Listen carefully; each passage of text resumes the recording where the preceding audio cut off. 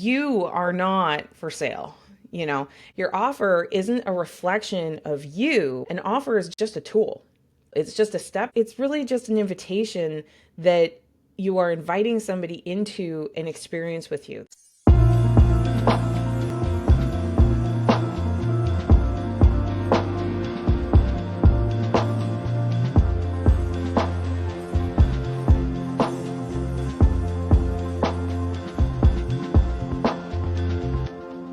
Well, hey, Amanda here, and welcome back to the show.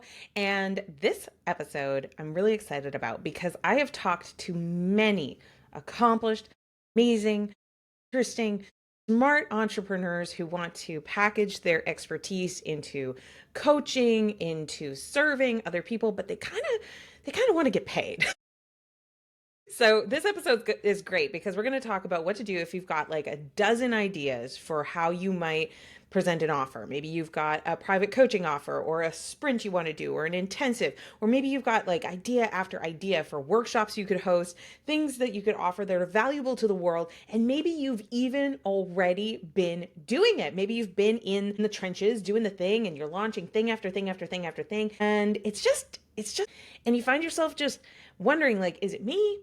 Is it what I'm offering? Is it them? Is it the audience? And I'm really excited in this episode to unpack for you how a fellow creator, somebody who is a visionary, thinks of lots of cool ways to serve you, how I've been able to channel that and be able to have much more success doing it. So when I say success, I mean more views, more leads, more conversations, more invitations, more offers made, and of course, more money. So I'm really excited about this.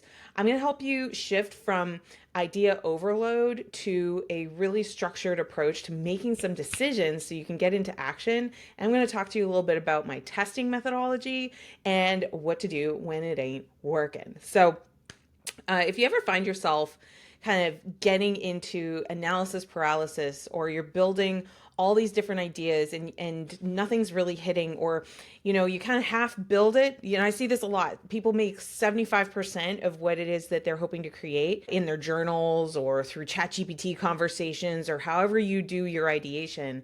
But then the doubts start kind of flooding in. And in this episode, we're going to talk about how do you select the idea to test? How do you actually test it to see if it's going to work? What do you do when the test fails? If you get that idea and it's a dud, it's a real stinker. What do we do with those things? And how do you increase the odds of success over the long term if you're a coach or a course creator or an expert who's monetizing your expertise online? So let's talk about why you're actually stuck. You're probably stuck not because you have bad ideas. It's just you have too many half-baked ones. And what ends up happening is you get overwhelmed. You get overwhelmed by all the possibilities. And I work with a lot of really smart people, a lot of smart coaches. And the thing about super smart people is that and I'm not even talking about necessarily grades smart. I'm talking, kind of those gifted, obsessive sort of people that they really want to get it right. And what ends up happening is their imagination kind of takes them to this place where, that's not going to work. And it's their imagination saying so, not real life, but they're listening to their thoughts, which I know it's kind of funny to say, like, don't trust what you think. But seriously, if you have all this judgment for what you're building, or all these doubts are coming in and you're letting the doubts win, you're never going to create anything. And when you don't create anything, there's nothing for the world to respond to. And so then there's nothing for people to move forward with. So, most people that tell me that they're stuck or they don't know what to do, that isn't really true. As soon as I start, scratching below the surface, when I start asking some more exploratory questions, and tell me in the comments if you find this to be true for you too. You actually do have like a lot of ideas. It's just that you don't like them enough, or you don't feel enough confidence to say the idea out loud to really own it. And so the patterns that we're really looking for are things like jumping from idea to idea. kind of going, how about this? How about this? How about this? How about this? And this is something that a lot of expert entrepreneurs do when they get a little bit of success, but not as much as they hoped for. So if they get a little bit of success and not as much as they hope for, it's very natural for them to jump ship and try something completely wholesale new. And then the same thing happens again. They got a little bit of a return, but they didn't really get a big one. And so if that's a pattern, definitely stay tuned because I'm going to walk you through a framework that's going to really, really help you with that. The second thing I see a lot in our space is just copying people too closely, right? And so because you're copying somebody else too closely, you haven't really made it your own, so you lack the conviction behind it. And that's where we see people saying like, "Oh, well, if I looked like this other mentor, if I sounded like this other mentor, if I had the view count of this other mentor, if I had the money that this other mentor had," and basically bleeding all of your power away to factors that you can't control. And the thing that I really want you to walk away from in this episode is that you very much control what it is that you're creating. So if you feel like you have to reinvent the wheel for your very unique audience all the time, that's another big trap. And I've fallen into that one too, where you get this really myopic idea, like really narrow idea of who you'd really like to work with. And, I really see people kind of going on one side or the other of the spectrum. They're either trying to make everybody in the whole world happy, or especially as they've gotten to a level where they are successful but hitting a ceiling in their success and they're not really able to grow to that next level. A lot of the time it has to do with the fact that they are so narrow in the who of who they're going to work with that they've got this white knuckle grip on like, if it doesn't look exactly like that, then I can't do it. And like it actually ends up constraining the growth. So if you are evaluating your ideas and you're saying things like it's too broad, it's too specific, it's too much like other people are doing, it's I don't know if I'm qualified to do it, maybe I'm an imposter and I don't know how to do it, then like you need a process. Okay? You need a process to break this down. And because here's why.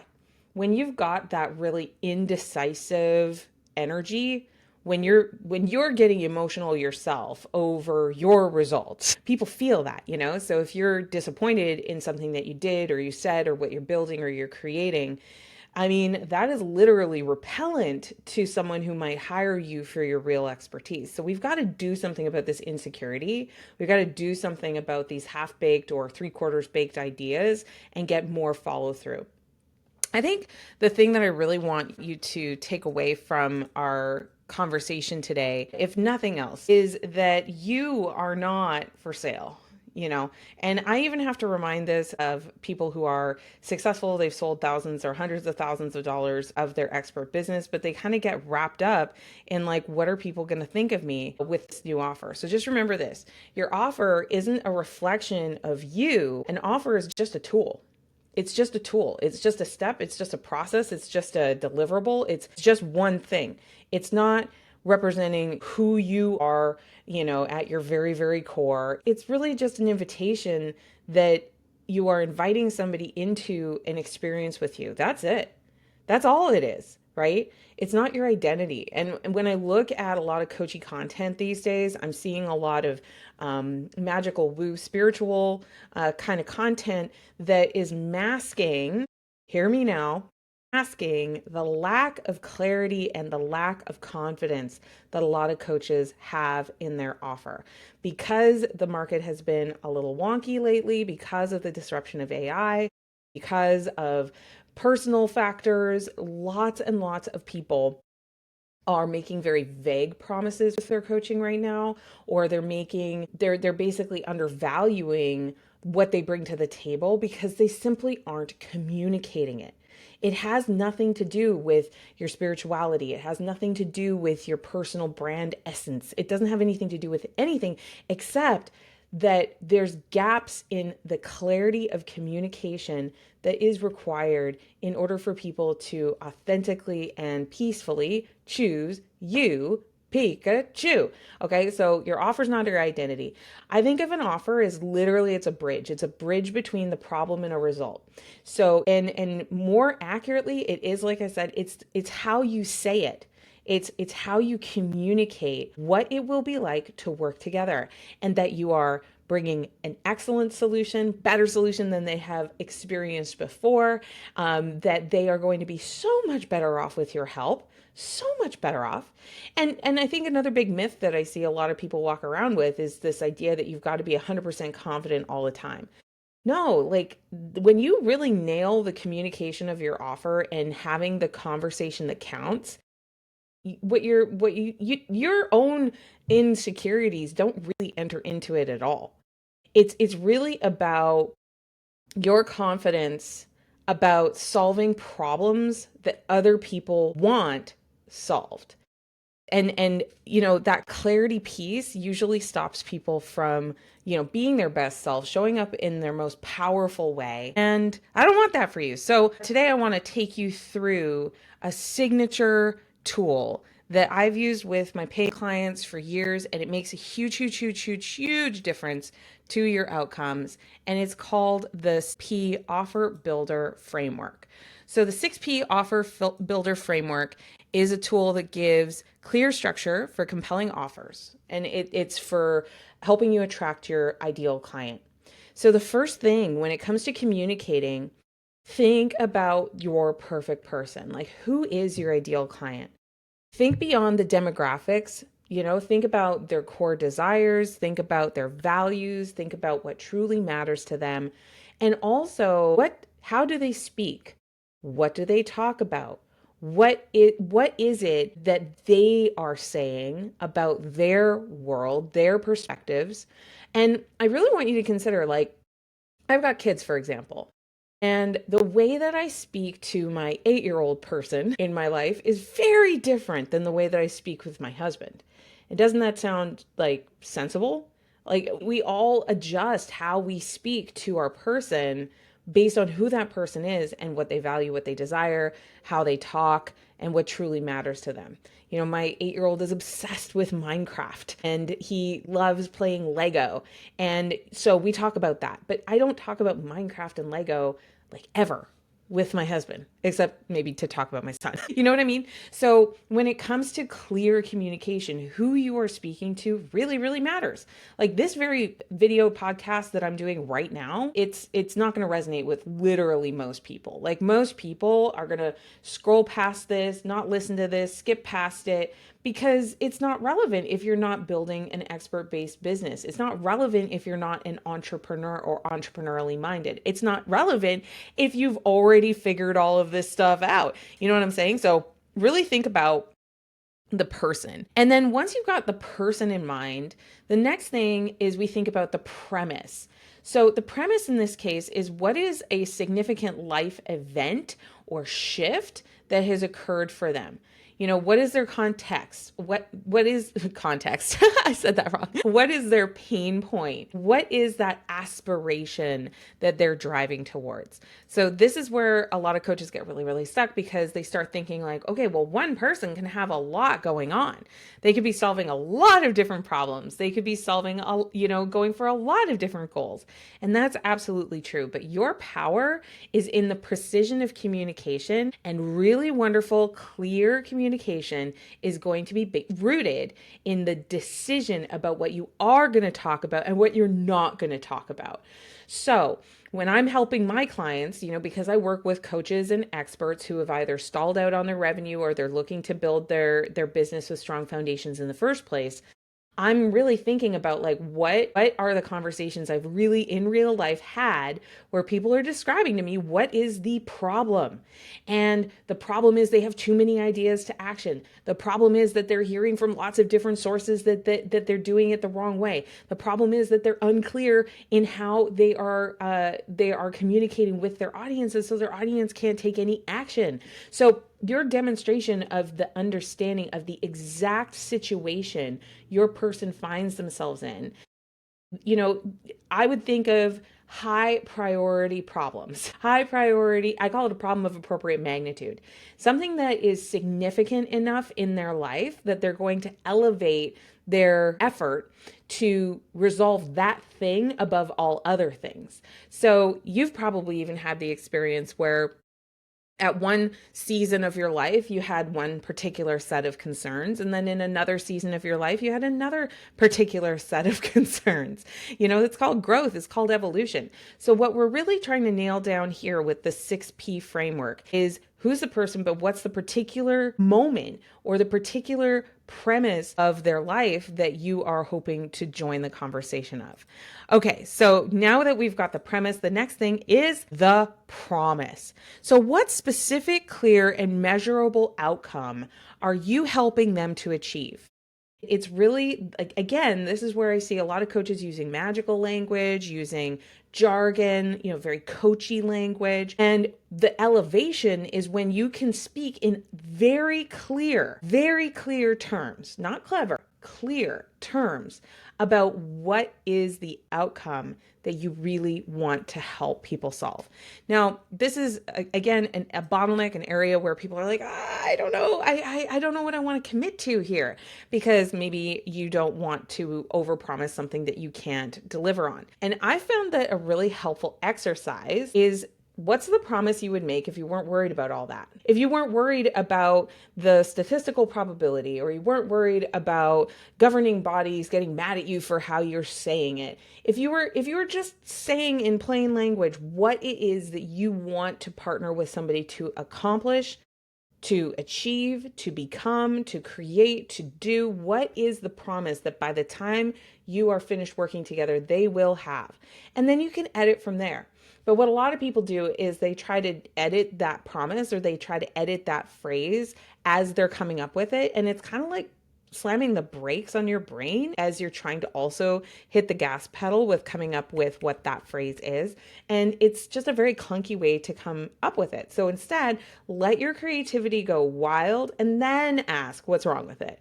But let your creativity really spark here as well. What can you promise? What would you really like to achieve in terms of a result with them? Oops, we jumped forward too fast. Okay, once you have your promise, the next step in my process is to come up with the process. So, for example, this very podcast is an offer. Believe it or not, I'm inviting you to listen to my content for free, right? And in exchange, you hit the play button, you spend time with me. Like, that's actually a pretty sacred thing when you think about it. And so when I was thinking about the offer of this podcast, I was like, okay, who's my ideal person? My ideal person is a coach who's building their business and they've been frustrated with not making as much money as they'd like to. And I asked myself, like, why? Premise, what is it they're really wanting to do? Well, they want to be a lot clearer in their sales process and their marketing. They want to have consistency and a flow of leads and clients.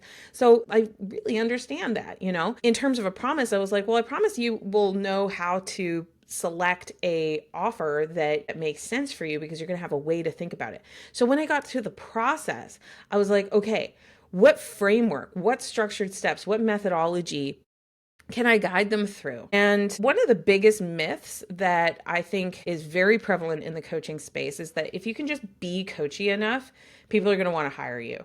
And what I found is that actually people pretty much like having some logical process attached to that coaching experience. And even if you are very go with the flow, I promise you there's a ritual attached to that. There's a way that you begin, there's a way that you conduct, there's a way that you end. So like there very much is a repeatable process, even if it is very ethereal, even if it is very spiritual and woo, like that's cool, that's okay. But there very much is structure and a process. And for the human mind to be able to process what is it that I'm actually signing up for or doing, or for you to have conviction in what you're doing, really thinking through, first I'm going to take them through this step. Then I'm going to take them through that step. Then I'm going to take them through that step.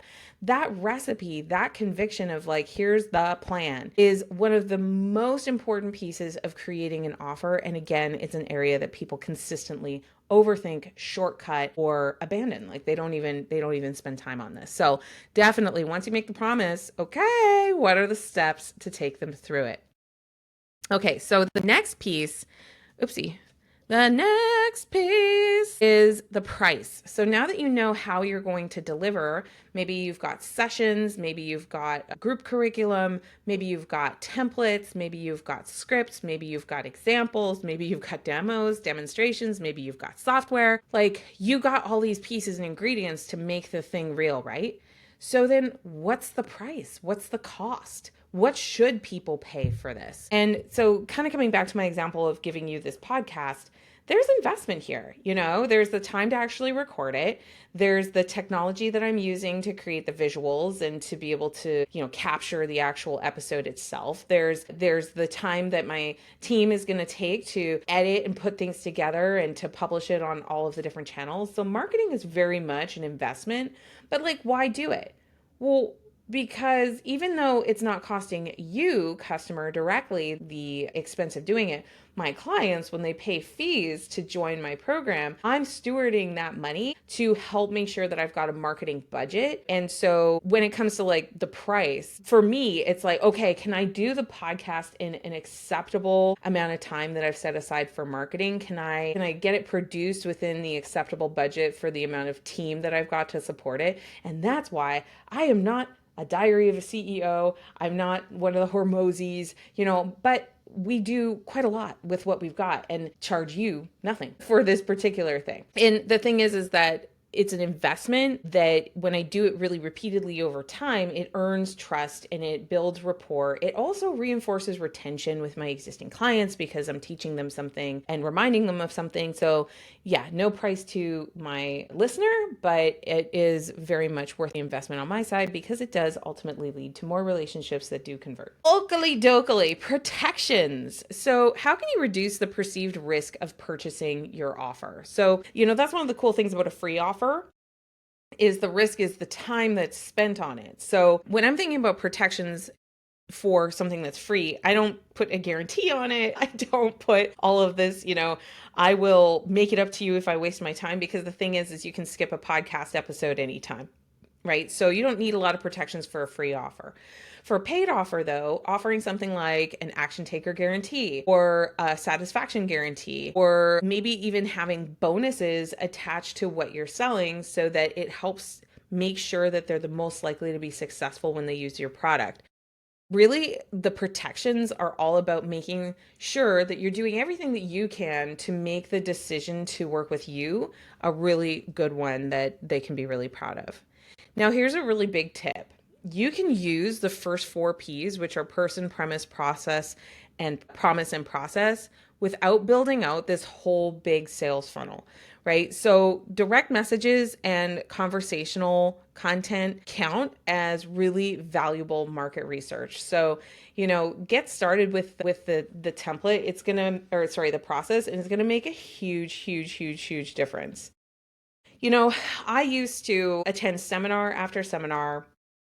I would leave with notebooks just full of ideas. The course I was going to make, the mastermind I was going to build, the membership I was going to launch. And I've personally built many of them. I think in my own portfolio, I've done something like 74 different products since I started 8 years ago, which is actually a little bananas. That's a lot. But I did a lot of experimenting in real life. What happened a few years ago is I actually took a look at all of my data, my Stripe data, and I noticed that there were a few products that were making up like 80% of my total revenue. And all the other products, even if I was making some sales, I wasn't making a lot of sales for those. And it also just told me like where to double down and where to pay attention. So when I slowed down and I got really strategic about all the things that I had produced, I ended up picking the offers that people already wanted and doubling down on those.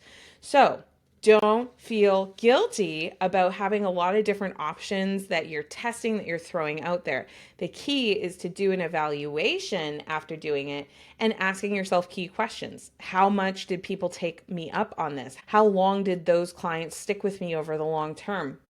So ultimately, how much was my lifetime value of that client? How much joy did I have and fulfillment did I have with this particular method for attracting people? So I wanted to also just help you with a couple of things that kept me stuck for a long time, but also I see a lot of people struggle with, even if they're established entrepreneurs.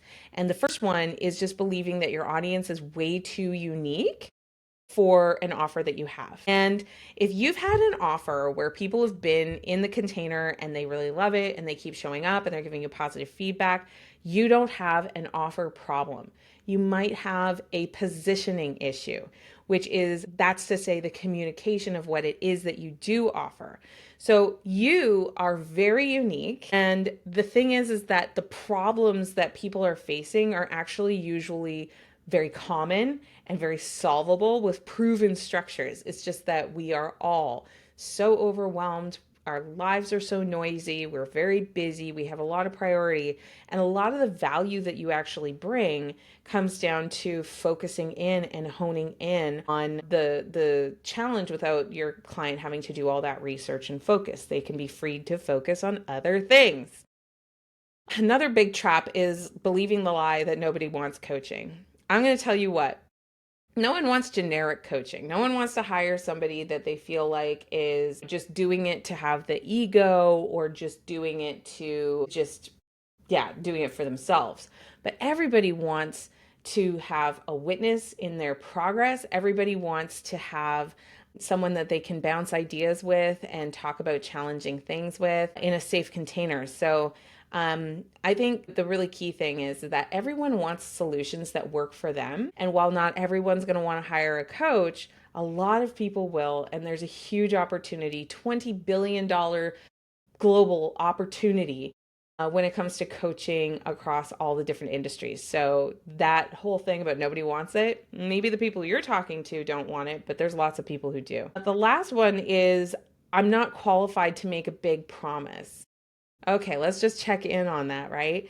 So if you're obsessed with helping them to get a result and you're mapping the process along the way, when you map the process, you can hone in on what part of the process are people not really getting, they're not really reinforcing, they're not really actioning. You are probably, and I'm putting this internet video on the internet for everybody to see. But there's a very good chance that you are 90% more qualified than a lot of people, just because you've chosen to focus on your area. So it's not really a lack of qualification most of the time. Sometimes for like very, very specialized things or regulated things, you may need to get some additional qualification. But by and large, in the coaching industry, so much of it has to do with simply making the decision to pro up, to have offers, and to follow through on your promises. So, I mean, like, wow, right? Revolutionary. So I would say that when it comes to your next offer, pick one and really focus on it for the next 30 days without changing your mind 60 times.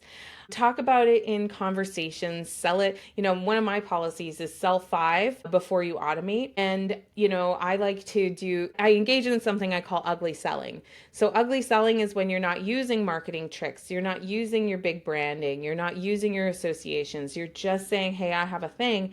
Do you want the thing? Just ugly, basic, simple. And if people don't want to have the problem solved, then they're going to be like, they're not even going to say anything. They're going to ignore you. And that's a good thing, because then you're not building out something that nobody wants, right? And I think the really key thing about the offer itself is build the minimum viable option, the most expensive way to do it, the very hands-on way, clunky, not automated. Just like do it very basic first, and then you can refine it and make it even better. And, I think the big lesson here is, instead of having your ideas die on the page of a journal, put it into real life, but put it into the most minimally viable option possible to see if there's appetite for it, and then optimize once you've proven that. I would say the biggest things are don't worry about looking so professional and so polished, and don't worry about people finding out that you're doing it for the first time. Just tell them.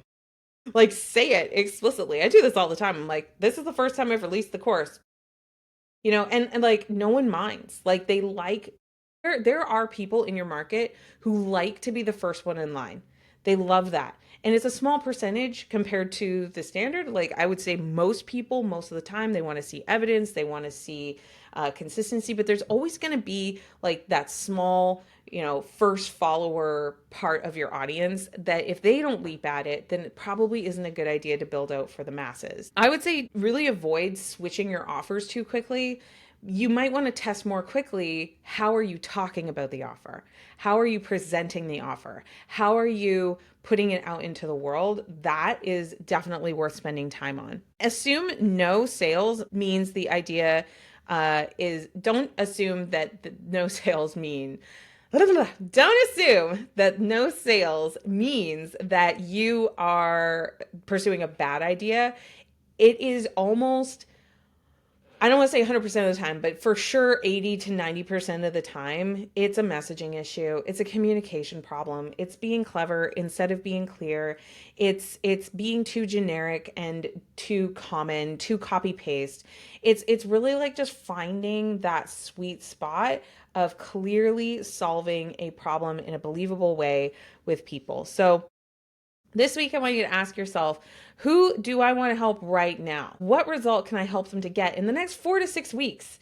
A lot of coaches are building these year-long, crazy commitment kind of programs right now. And it's like, when you've got a lot of people saying yes to a 6-week program, then if you want to launch the year-long mastermind, you're going to have a bigger pool of people to draw from. You're going to be much more confident in what you're actually executing. Just let it be simple and let it be easy. What would I call that offer if I had to sell it tomorrow? That's a key question. Like, what would I just call it? What would I name it? And just post about it or DM 3 of your favorite champions, people who really like you back. And if you get some bites, then you're onto something. And if people are kind of ignoring your message or they're like, yeah, I don't know, then cool. Just try again. Lots of iteration is required for success as an entrepreneur. Now, if you love this and you like hearing me in your ear telling you all the things that you need to know to build a really amazing coaching business, make sure that you head to next5clients.com, next5clients.com to join our Clients Over Chaos free community. In that community, every single day, I'm posting our daily spark, which is a 5-minute audio that is going to boost your confidence as you're building your coaching business. Plus, every single week, we go live with a brand new training that is just for that community. And of course, all of the past ones are available in the library, completely free, next5clients.com.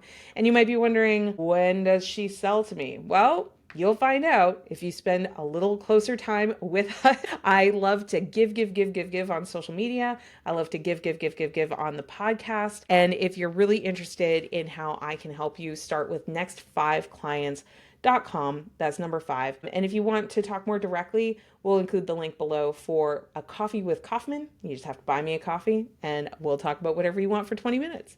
We'll see you very soon. Thank you so much for joining me. And don't forget to hit the like button, the subscribe button, all the buttons, and share this episode with 3 of your friends who could really use some centering, some anchoring on how do they pick what is it that I'm going to focus on in my coaching business next in terms of what I'm offering, especially your friends that have lots and lots of ideas. I think this will be really, really helpful for them. And if you really love this, make sure you leave us a honest review. And that review is so helpful because it helps people to decide whether they want to listen to us further. Thank you so much for joining, and we will see you in another episode.